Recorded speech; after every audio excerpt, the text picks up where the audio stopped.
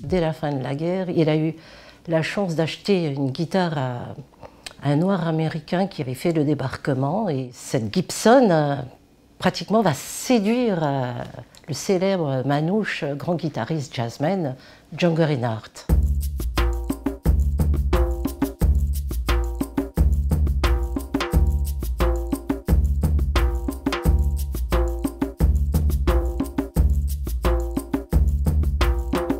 Mon père, quand il est rentré des Tuamotu, donc il menait sa petite vie et tout ça, la guerre avait éclaté. Ici, on parlait que de ça et puis d'engager des gens pour participer à la guerre.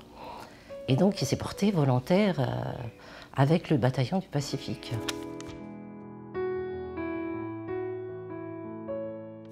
Ils ont dû passer par des étapes incroyables et forcément, en arrivant en France, eh bien, ils ont été tout de suite... Bon, ils ont dû traverser sans doute des endroits, parce que partir en bateau comme ça et passer par des endroits qu'ils ne connaissaient pas, ce sont des gens à l'époque qui ne voyageaient pas. Ils avaient l'habitude que de leur île, d'être torse nu. Voilà, quand ils sont arrivés en France, eh ben, ils ont connu le froid. Ils ont commencé à savoir ce que c'était que le froid et ils n'avaient aucune notion de ce qu'ils allaient rencontrer. Donc quelque part, c'était aussi une aventure et puis une découverte.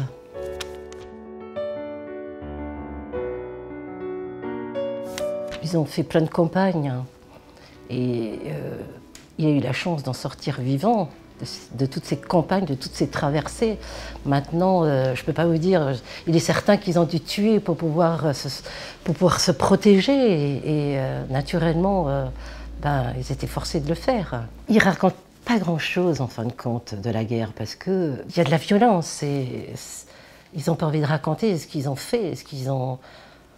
Ils se sont cachés, certes, ils ont passé leur temps à se cacher pour se protéger. Ils ont bien évidemment été obligés de prendre leur fusil et tirer dans le tas. Mais bon, de là à dire et raconter en détail ces moments-là, c'était un petit peu difficile. Et puis je pense que le Polynésien, en règle générale, est assez pudique dans ce domaine-là.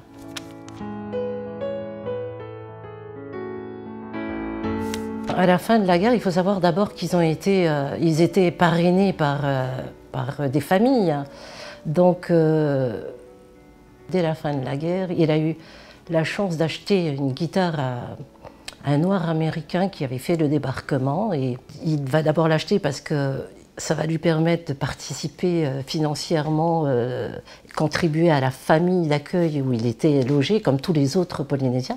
Et ensuite, ils vont créer un petit groupe de musiciens avec la musique bien de chez nous et partager aussi un petit peu de notre folklore à ces Français qui ne connaissaient pas réellement.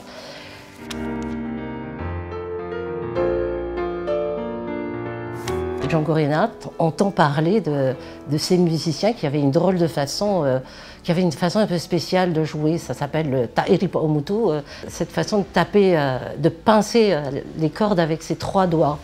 Et quand il vient pour les rencontrer, il veut d'une part apprendre à jouer, et là il découvre que mon père a une Gibson entre les mains, et il va vouloir absolument négocier pour pouvoir l'acheter.